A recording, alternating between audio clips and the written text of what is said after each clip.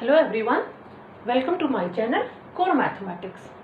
Today we will discuss lecture 4 of set theory. In this lecture we will understand operations of a set. और हम ये कैसे समझेंगे? हम ये समझेंगे with the help of Venn diagram. Operations sets में क्या होते हैं उसे हम Venn diagram की हेल्प से अंडरस्टैंड करेंगे. अब उसमें सबसे पहले समझने की बात है कि वैन डायग्राम क्या होता है. Venn diagram is a representation of sets by means of a diagram. अब ये डायग्राम हम कैसे बनाते हैं? तो इसमें हम क्या करते हैं, एक रेक्टेंगल ले लेते हैं. We take a rectangular region और जिसे हम कह देते हैं कि ये जो रेक्टेंगुलर रीजन है वो एक यूनिवर्सल सेट U है.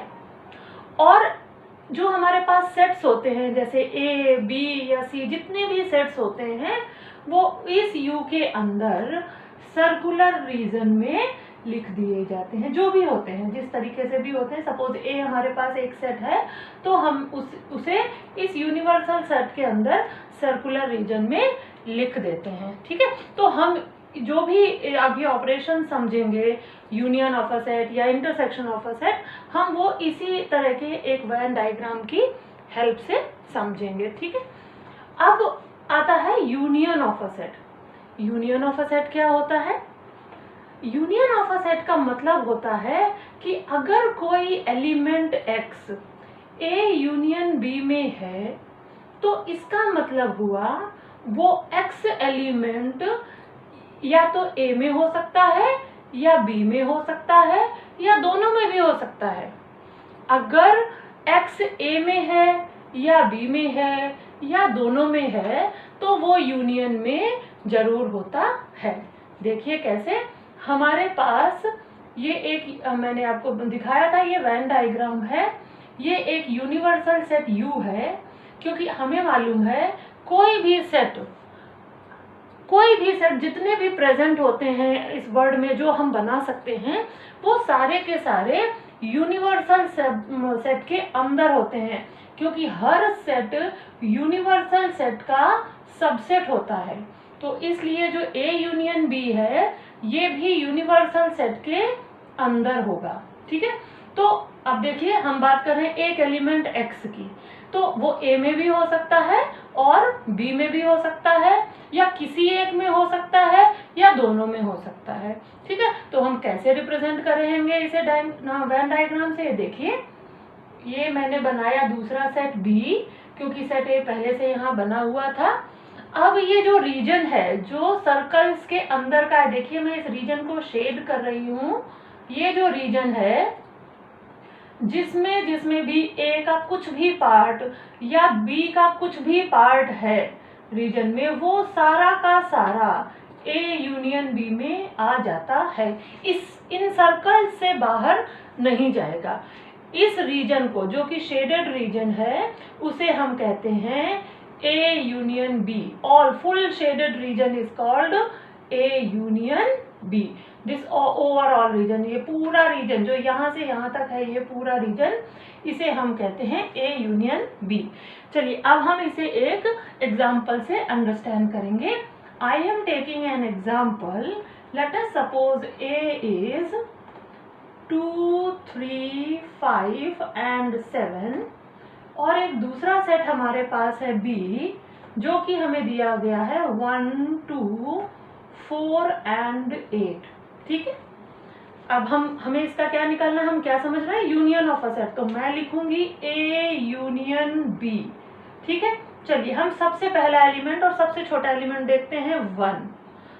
ठीक है, हमारे फॉर्मूले के हिसाब से, यानी जो हमने ये डेफिनेशन लिखी है इसके हिसाब से x वो एलिमेंट है जो A में भी हो सकता है, B में भी हो सकता है, किसी एक में भी हो सकता है क्योंकि और लगा है, यानी या तो A में या B में या दोनों में. तो ये A में तो नहीं है लेकिन B में है, तो ये यूनियन में होगा. जी हाँ, बिल्कुल होगा ये यूनियन में, इसलिए ये 1 इसमें आ गया. अब बात करते हैं 2 की. तो देखिए 2 जो है A में भी है और B में भी है, इसलिए 2 भी यूनियन में होगा. अब हम बात करते हैं 3 की. 3 देखिए सिर्फ ए में है, बी में नहीं है, इसलिए 3 भी ए यूनियन बी में होगा, क्योंकि किसी भी एक में होना चाहिए। अब हमारा नेक्स्ट नंबर आ गया 4। 4 बी में है, ए में नहीं है, कोई बात नहीं, किसी एक में होना चाहिए, इसलिए 4 भी आ गया। फिर इसी तरह 5 ए में है पर बी में नहीं है, कोई बात नहीं, किसी एक में होना चाहिए, इसलिए आ गया। और इसी तरह से 7 और 8 दोनों, क्योंकि 7 ए में है और 8 बी में है। ए और बी में जितने भी एलिमेंट्स होंगे वो सारे के सारे ए यूनियन बी में जरूर होंगे, ठीक है। तो इस तरीके से ये हमारा बन गया ए यूनियन बी, और हम इसे डिनोट करते हैं इस तरीके से, ठीक। आगे बात करते हैं intersection of a set. Intersection of sets is denoted by A intersection B. हम इसे ए इंटरसेक्शन बी इस तरह से डिनोट करते हैं, और इसको लिख सकते हैं ए इंटरसेक्शन बी कि x कुछ एक ऐसा एलिमेंट है, ए इंटरसेक्शन बी में इस तरह का एलिमेंट है कि x ए में भी है एंड x बी में भी है। समझ रहे हैं? तो देखिए, अगर इंटरसेक्शन में कोई आ रहा है एलिमेंट तो वो ए में भी होना चाहिए और वो बी में भी होना चाहिए। इसका मतलब ये हुआ कि जो ए और बी के कॉमन एलिमेंट्स हैं वो ए इंटरसेक्शन बी में आ जाएंगे। आइए देखते हैं, हम इसे वेन डायग्राम से समझते हैं कि क्या होगा ए इंटरसेक्शन बी। ये देखिए, ए हमारा है ये सेट और बी हमारा है ये सेट। ए का ये पार्ट जो है वो बी में है और बी का ये पार्ट ए में है। तो इस तरीके से ये वाला जो पोर्शन हुआ, वो जो शेडेड पोर्शन है वो हुआ ए इंटरसेक्शन बी। वो सारे एलिमेंट्स जो ए और बी में कॉमन है वो ए इंटरसेक्शन बी में आ जाएंगे। आइए हम जो प्रीवियस मैंने क्वेश्चन लिया था, एग्जाम्पल लिया था, उसी एग्जाम्पल को लेके उसमें मैं ए इंटरसेक्शन बी निकालती हूँ। आइए देखते हैं ए इंटरसेक्शन बी। चलिए ए के फर्स्ट एलिमेंट को देखते हैं, क्या लिखा है 2। क्या ये बी में है? जी हाँ, ये बिल्कुल बी में है, इसलिए 2 ए इंटरसेक्शन बी में होगा। अब दूसरा एलिमेंट देखते हैं 3। क्या ये ए में है? जी बिल्कुल ए में है और ये बी में नहीं है, तो इसका मतलब ये इंटरसेक्शन में नहीं होगा, क्योंकि इंटरसेक्शन में होने के लिए एलिमेंट का ए में और बी में दोनों में होना जरूरी है। आइए नेक्स्ट एलिमेंट पर आते हैं 5। ये ए में है पर ये बी में नहीं है, इसलिए भी ये एलिमेंट ए इंटरसेक्शन बी में नहीं होगा। इसी तरह 7 की बात करें तो भी ये भी ए इंटरसेक्शन बी में नहीं होगा। और अगर हम 4 और 8 की बात करते हैं तो 4 और 8 बी में है पर ए में नहीं है, इसलिए इस ए इंटरसेक्शन बी में सिर्फ और सिर्फ एक एलिमेंट आएगा विच इज इक्वल टू 2। तो ये इस तरह से हम यूनियन ऑफ 2 सेट्स और इंटरसेक्शन ऑफ 2 सेट्स यहाँ से कैलकुलेट कर सकते हैं, बहुत ही इजी और बहुत ही अच्छी तरीके से उसे समझ सकते हैं। Now let us discuss disjoint sets and difference of a set. What are disjoint sets? Sets which do not intersect are called disjoint set. अब अगर ये intersect नहीं कर रहे तो Venn diagram कैसा बनेगा? देखिए ध्यान से, ये let us suppose ये एक सेट A है और ये एक सेट दूसरा B है, ये intersect नहीं कर रहे हैं, तो इसका मतलब इनके बीच में ए इंटरसेक्शन बी हुआ ही नहीं, इनके बीच कुछ भी कॉमन नहीं है।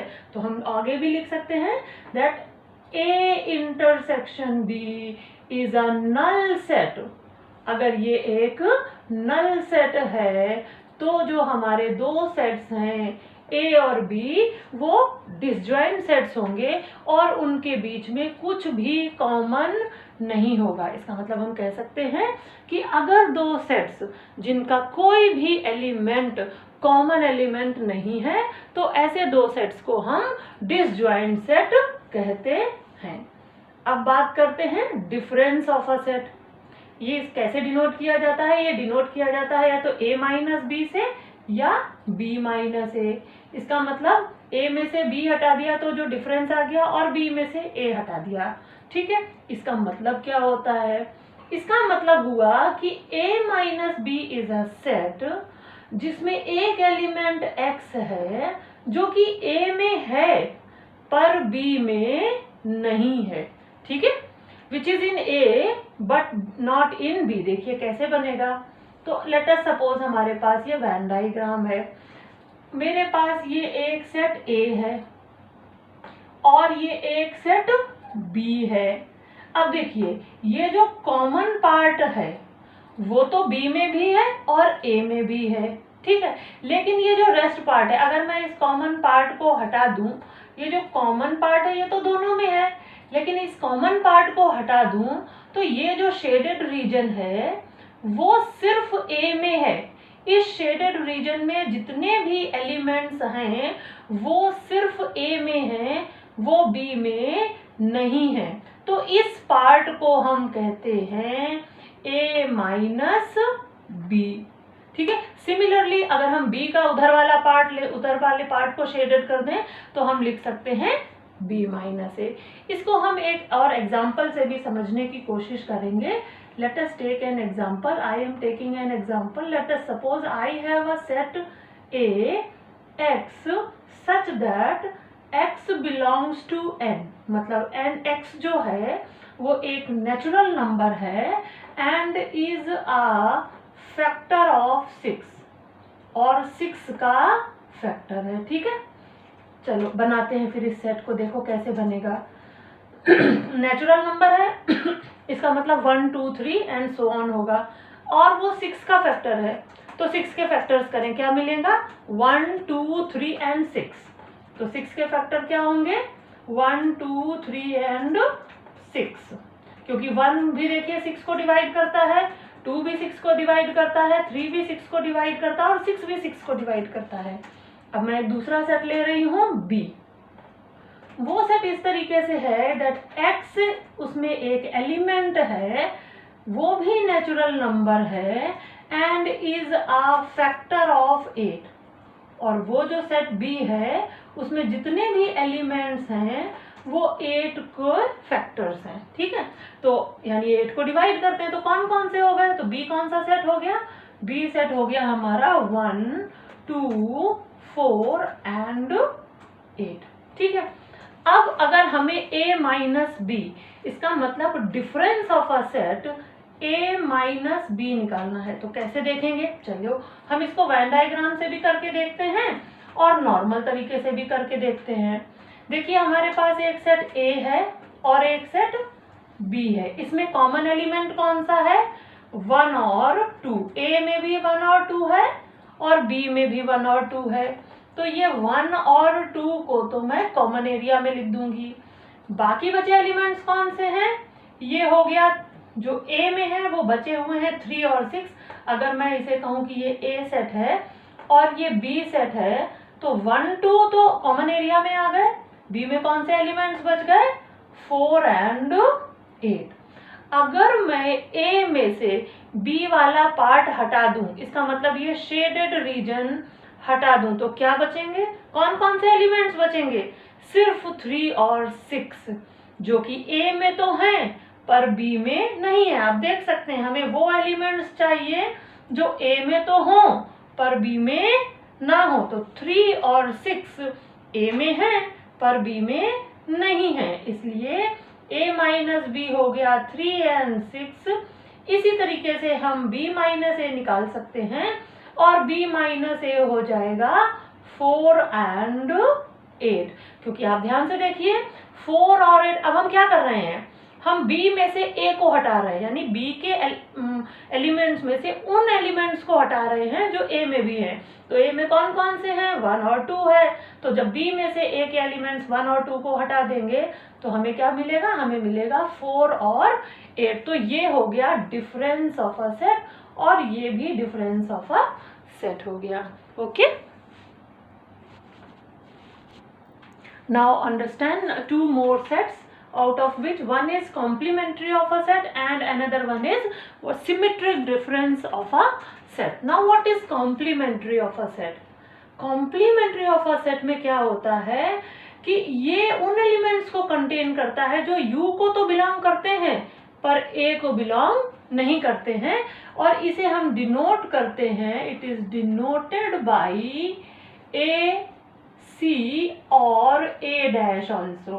कुछ बुक्स में इसे ए टू द पावर सी और कुछ बुक्स में इसे ए डैश से डिनोट किया जाता है। और हम इसे लिख सकते हैं दैट इन सच अ वे कि अगर x कोई एलिमेंट है जो a कॉम्प्लीमेंट में है, इसका मतलब ये हुआ कि x u को बिलोंग करता है but x does not belongs to a। चलिए अब हम इसे वेन डायग्राम से भी समझते हैं। अगर मैं एक वेन डायग्राम बनाती हूँ इस तरीके से, ये एक यूनिवर्सल सेट है जिसके अंदर एक सबसेट यानी एक सेट A है इस तरीके से, तो जो एलिमेंट X में होंगे वो यहाँ नहीं होंगे डेफिनेटली। तो जो ये एरिया है which is the shaded part, if I say this is the shaded part, अगर ये A है तो ये जो शेडेड पार्ट है इसे हम कहते हैं कॉम्प्लीमेंट्री ऑफ अ सेट और कॉम्प्लीमेंट ऑफ अ सेट भी कहते हैं। वो एलिमेंट्स जो A में है नहीं है लेकिन U में हैं, ठीक है, उन्हें हम कहते हैं A का कॉम्प्लीमेंट। तो वेन डायग्राम से हम इसे इस तरह से डिनोट करते हैं। अब बात आती है सिमेट्रिक डिफरेंस की। ये वो सेट होता है जो उन एलिमेंट्स को कंटेन करता है जो कि A में हो या B में हो लेकिन उनके कॉमन पार्ट में ना हो। आपको याद होगा मैंने जब A यूनियन B बताया था अभी अभी, तो उसमें मैंने बताया था कि A में भी हो सकते हैं, B में भी हो सकते हैं और दोनों में भी हो सकते हैं।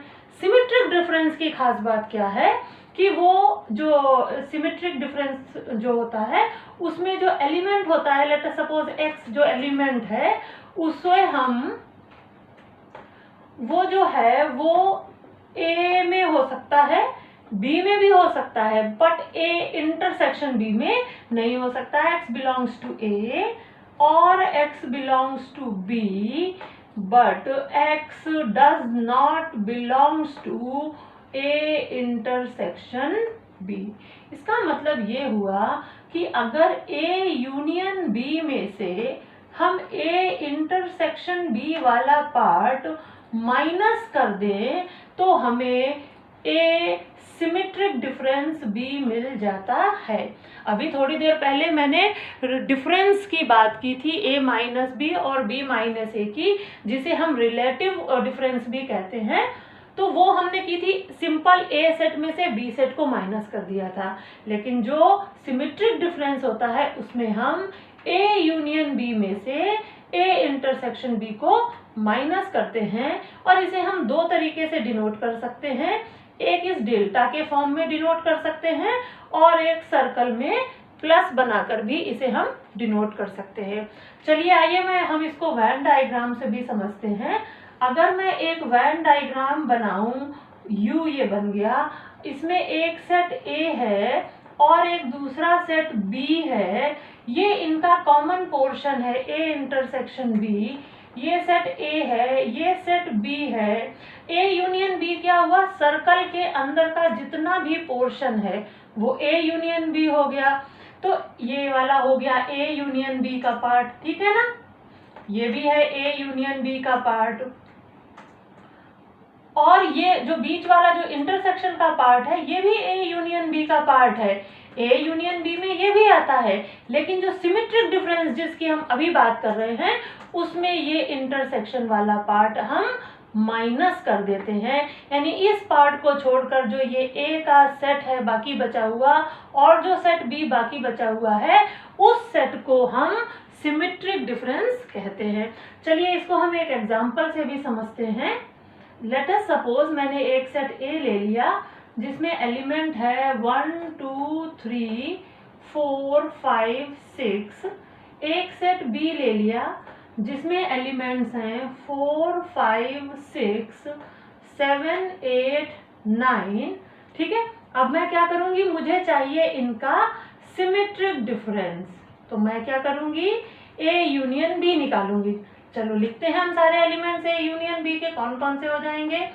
A यूनियन B में वो सारे एलिमेंट्स होंगे जो A में होते हैं, वो सारे एलिमेंट्स होंगे जो बी में होते हैं और वो सारे एलिमेंट्स भी होंगे जो ए इंटरसेक्शन बी में होते हैं। तो देखिए 1 कहाँ पर है, ए में है, डेफिनेटली आ जाएगा, 2 भी आ जाएगा, 3 भी आ जाएगा, 4, 5, 6, 7, 8 एंड 9, ये सारे एलिमेंट्स इसमें आ गए। अब हम क्या करेंगे, माइनस करेंगे और क्या लिखेंगे, A intersection B. A intersection B में सिर्फ और सिर्फ वही एलिमेंट्स आएंगे जो ए में भी हैं और बी में भी हैं, यानी ये 4, 5, 6। देखिए 4, 5, 6 जो एलिमेंट्स हैं वो ए में भी हैं और बी में भी हैं। तो ये 4, 5, 6 को मैं इसमें से माइनस कर दे रही हूँ। तो अब हमारे सेट में कितने एलिमेंट्स बचे, अब बचे 1, 2, 3, 4, 5, 6 माइनस हो गए 7, 8 and 9. So this is the set which is called symmetric difference of set A and B. इस पर बहुत ही सिंपल छोटे छोटे से क्वेश्चंस बनते हैं। आपकी बुक में वो क्वेश्चंस दिए होंगे या आप एट रैंडम कोई भी सेट उठाकर उनमें ये सारे ऑपरेशंस अप्लाई करके देखिए and I think the concept will get clear when you solve all the questions। जो भी क्वेश्चन आपको सेट मन करे, सेट ऑफ नेचुरल नंबर लेने का मन करे, सेट ऑफ रैशनल नंबर लेने का मन करे, जो भी सेट आपको लेने का मन करे वो लेके, और अगर आपको समझ नहीं आ रहे हैं तो आप अपनी बुक से भी हेल्प ले सकते हैं। बुक में आपके बहुत सारे सेट्स दिए होंगे, क्वेश्चंस दिए होंगे, आप उसमें से देख के इन सारे सेट्स को निकालने की कोशिश कीजिए। ए यूनियन बी क्या होता है, इंटरसेक्शन बी क्या होता है, what is complement of a set and what is symmetric difference of a set. Okay, हम अगले वीडियो में आएंगे और फिर से आपके साथ नया कॉन्सेप्ट शेयर करेंगे। Till then good bye.